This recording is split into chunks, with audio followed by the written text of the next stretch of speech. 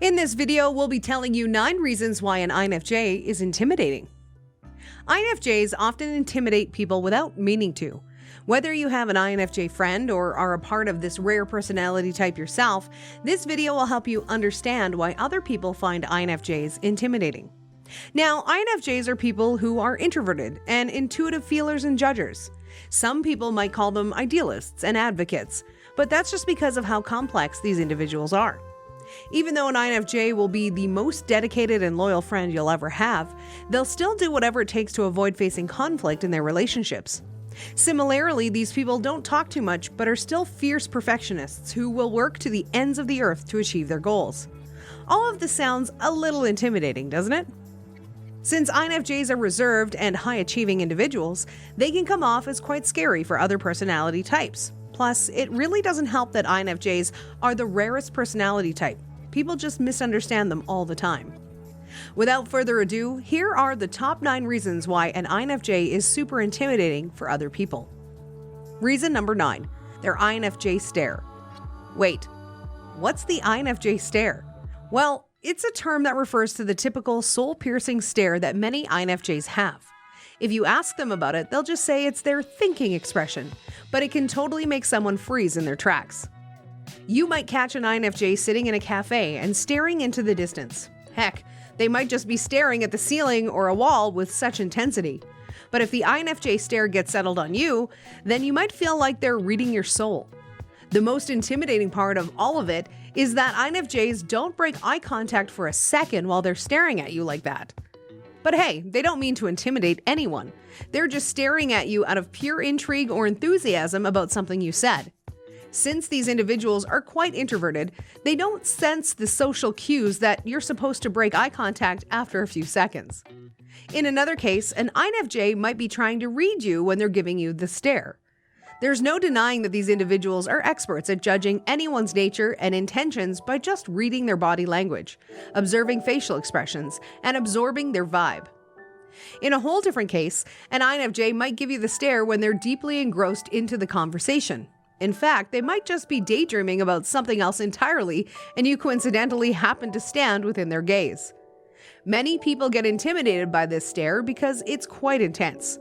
You might feel like the INFJ is about to read out your soul's core essence and the meaning of your very existence. However, in reality, it's just their thinking face. You don't need to read into it too much. Reason number 8, their perfectionism. INFJs are huge perfectionists, which means they always need everything to be done perfectly. These individuals hold very high standards for themselves and for other people. In fact, their own perfectionism can make them feel like nothing they do is good enough. Imagine being friends with such a perfectionist. Whatever this person does, they do it perfectly right or they don't do it at all.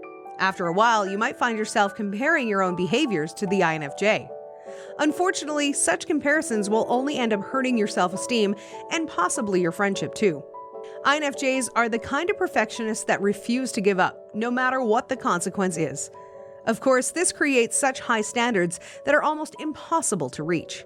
When other people see this trait of an INFJ, they can easily get intimidated by their presence. This is especially true for working settings or academic settings where others have to compete against the INFJ. However, let us break it to you. You can't compare with the kind of perfectionism that an INFJ has. Their brain is just wired differently. So it's better that you accept that instead of feeling intimidated by their presence. Reason number 7, their lack of procrastination. Everyone procrastinates, right? Sometimes you just don't want to get out of bed. Many people leave important tasks until they become an urgency because of how much they procrastinate. While procrastination is a common experience for all other personality types, INFJs are 100% free from this curse. You'll never see these individuals putting things off for later. Instead, you'll always find them super organized and they know exactly what to do and when to do it. In fact, they're really good at time management too. One of the most typical INFJ traits is planning. They make comprehensive to-do lists and take a lot of pride in checking things off quickly and easily. Since INFJs find it much easier to finish tasks than other personality types, others can easily view them as overachievers. When you see an INFJ stay hyper-focused on whatever task needs to be done, it can truly be quite intimidating. The first thought you'd have will probably be, Why can't I work like that? Well, the answer is that everyone is built differently.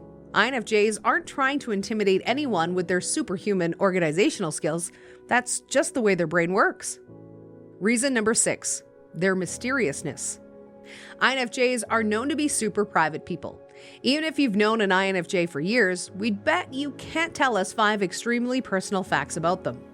When you sit down for a conversation with an INFJ, you'll see that they have an exceptional aura that makes you want to share your deepest secrets with them within a few minutes. But during the entire conversation, you'll probably learn nothing about the INFJ themselves.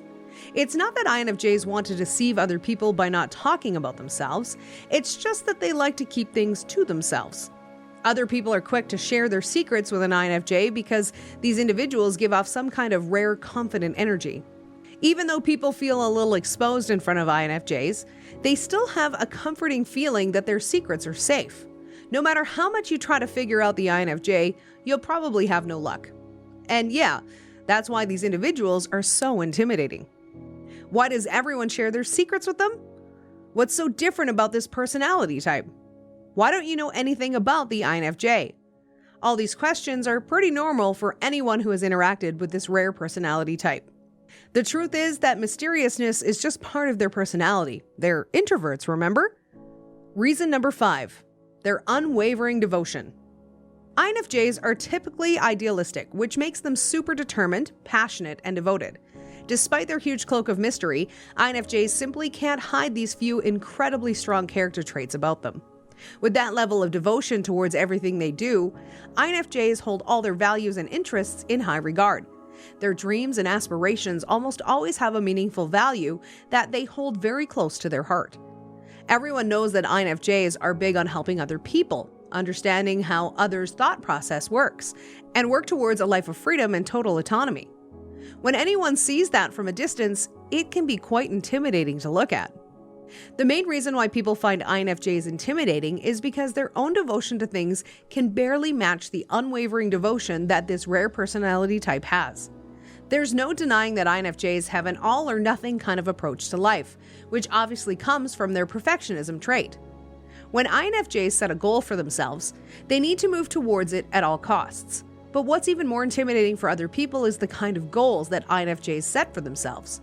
Their envisioned bright future is almost always related to their need for creative expression, autonomy, and developing high-quality and meaningful relationships. To INFJs, making their dreams come true isn't a luxury or privilege. Instead, it's more of a moral obligation that they're supposed to fulfill. Trust us, they're not trying to intimidate you. They just feel like it's absolutely necessary for them to achieve their goals, or else they'll die. Reason number 4, their strong sense of independence. If there's one thing you should remember from this video, it's that you should never try to tell an INFJ what to do. Chances are that it probably won't end well. INFJs prefer to work through their lives as lone wolves. They don't fully trust anyone except themselves, and they see every other person as a sovereign being. Even though INFJs can easily blend into social structures by taking on a role, the truth is that they absolutely hate hierarchies. They're not the kind of people who would blindly follow an authoritarian entity. Instead, they work much better when they can choose what to do themselves. INFJs can spend their entire life trying to be strong and financially independent. They don't just want to survive, they want to thrive.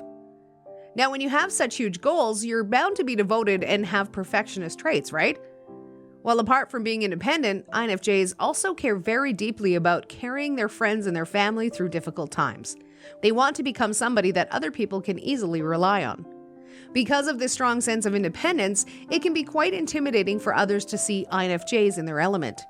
It might seem like these people don't like asking for help or being part of a group, but it's just their need to be super independent. Reason number 3, their competitiveness. You might not believe this one, but INFJs are super competitive. Wait, what? That's right.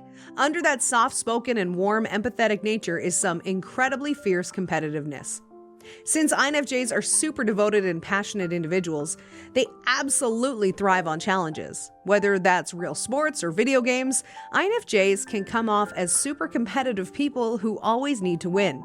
Even though you might feel a little intimidated by how strongly they want to win, that's not always the case for INFJs. If you're just playing a video game, then chances are that they're being competitive in a playful manner. But wait, why are they competitive in the first place? Well, INFJs are growth-oriented and eager to learn everything in the world. The only way to truly push their boundaries and unlock their true potential is to compete with other people. In most cases, INFJs aren't sore losers. But that's only if they lose knowing that they gave it everything in their power to win. If an INFJ feels like they didn't try their best and lost because of their lack of devotion, get ready to see a huge sore loser there. Reason number 2, their super observant nature. You know how people say that INFJs are walking lie detectors? Well, that's because they're super observant. Nothing you do or say will get past the INFJ. Be it the clothes you wore 2 weeks ago, what you had for dinner 5 nights ago, or your ever-fluctuating emotional state. INFJs are known for their superhuman-like observational skills. They'll easily recognize subtle sounds, colors, lights, and scents that other people won't even notice. In fact, the reason why they're so good at reading other people is because they notice facial expressions, shifts in mood, your tone of voice, and behavior pattern every second of the day. It probably has more to do with the fact that they're highly sensitive individuals rather than a conscious practice. In most cases, an INFJ doesn't have to consciously notice things. It's just a very natural experience for them. Even though this is the INFJ's secret weapon, other people can find it very intimidating. It's almost as if you're constantly in the presence of Sherlock Holmes, so you can't get away with anything fishy. Reason number 1, their complicated relationships. Even though INFJs come off as quiet and reserved, they still take their relationships very seriously. But remember how we told you about their mysteriousness and need for independence? Those two things stop them from opening up to a potential partner and can easily destroy their relationships. INFJs don't like talking about what's wrong. Instead, they choose to avoid conflict and never deal with their problems. As a result, their resentment grows inside until it starts coming out as either passive aggression, avoidance, or something else. INFJs are known to completely shut out people when they need to. Knowing that the other person can slam the door in a relationship at any time can be quite intimidating, especially when you're trying to date an INFJ. Despite these behaviors, INFJs still care deeply about other people. Even though they're a little complicated, all you need to do is be gentle and caring enough for them to open up. And that's a wrap for this video. Why do you think INFJs are intimidating? Let us know in the comments below. If you enjoyed this video, make sure you check out other videos on our channel. Click now to watch.